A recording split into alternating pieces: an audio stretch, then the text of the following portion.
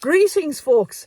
Well, aren't we a fantastic country there when we see our Taoiseach Simon Harris out in Kiev yesterday, meeting and greeting with Zelensky and offering him another 36 million euros package for the Ukrainians of the Irish taxpayers' money.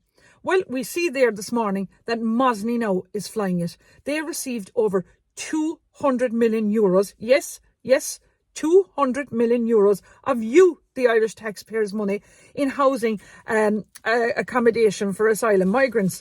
But this is reported on the purchase orders over 20,000 euro PDF on the Department of Justice. So when I went digging a little bit deeper into this PDF, if ye thought, folks, that the bike shed exorbitant cost of 335,000 euros was off the charts, ye ain't seen nothing yet. Because when I read on, there we see companies like EY Business Advisory Services, they're an auditing and accounting firm.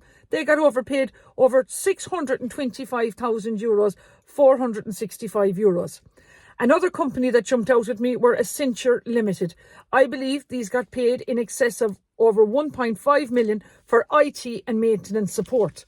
There we also saw on the list that Grant Thornton got paid over 105,939 euros for consultancy services. Consultancy services, I asked for what? And we, the Irish taxpayers, put in the bill. We also saw Ulysses Properties Limited leasing out accommodation for in excess of, I believe, nearly 250,000 euros. Look, and there we have nobody, coming on to us now and telling us who signed off on the bike shed. But, that's not going to be brushed under the carpet, and I'll keep you updated on that. But also there we see our Minister for Health, Stephen Donnelly. He's now, I believe, trying to use the protection of our Irish children, which we all agree are paramount, and to use that as a Trojan horse to regulate speech on social media, which almost nobody agrees with.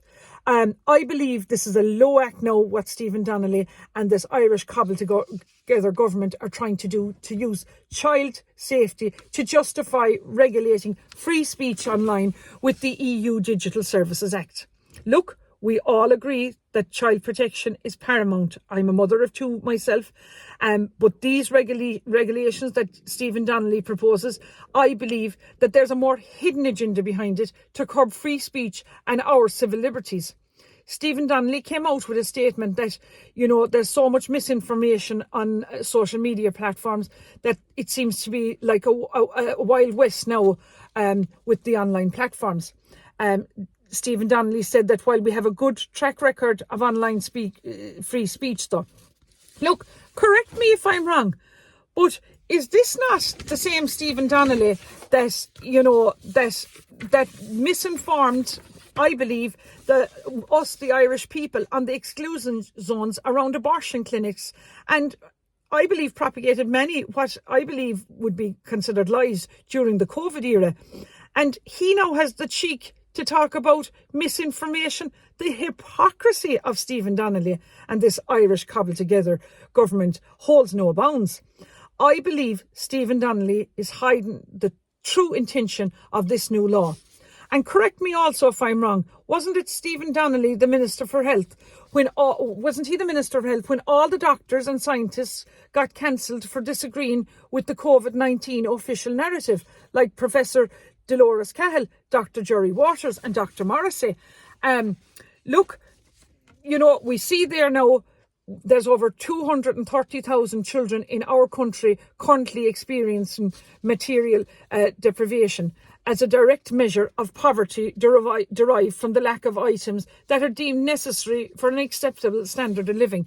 And here we can go out to the Ukraine and give them 36 million euros of package, and we can't look after our own children in our own country. It's a disgrace. We also see that the Gardaí now have appealed to anyone who wishes to report a crime relating to the historical child sexual abuse in day and boarding schools run by religious orders to contact them them and report the same. This is a follow-on from the public scope and inquiry yesterday, where alleged abusers were moved between special schools where they had access to vulnerable and disabled children. It's actually sick what happened, and these people now need justice and accountability. Look, we see that it's all still to play for now in Kerry in relation to Fianna Fáil now are choosing to parachute 2 new candidates into running the general election, both living, I believe, in South Kerry.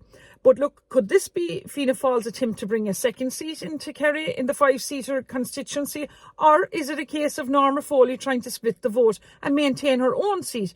But the question everyone is asking is, what's happening with Mikey Sheehy? I thought his name was in the pot to run in the general elections. So look, guys, you see now there as well that Fine Gael have chosen a former Kerry footballer who won All-Ireland medal playing with Kerry to run in the general election. And I believe, rumour has it strongly, that Fine Gael now are trying to poach Louise Murray-Hertig now, the great Kerry footballer, to run in, as a Fine Gael candidate. I don't know how true that is, but that's a strong rumour now on the ground. And maybe Louise might clarify that herself if she's any interest in running for politics or, in that. So look, folks, you see what I'm up against now. I'm running as an independent, but as I say, if you vote me in, I'll be your voice in the kingdom. So look, I, Michelle Keane, am keen on my county, and I'm asking for your number 1 in the next general election. Gura Mila Mahagad.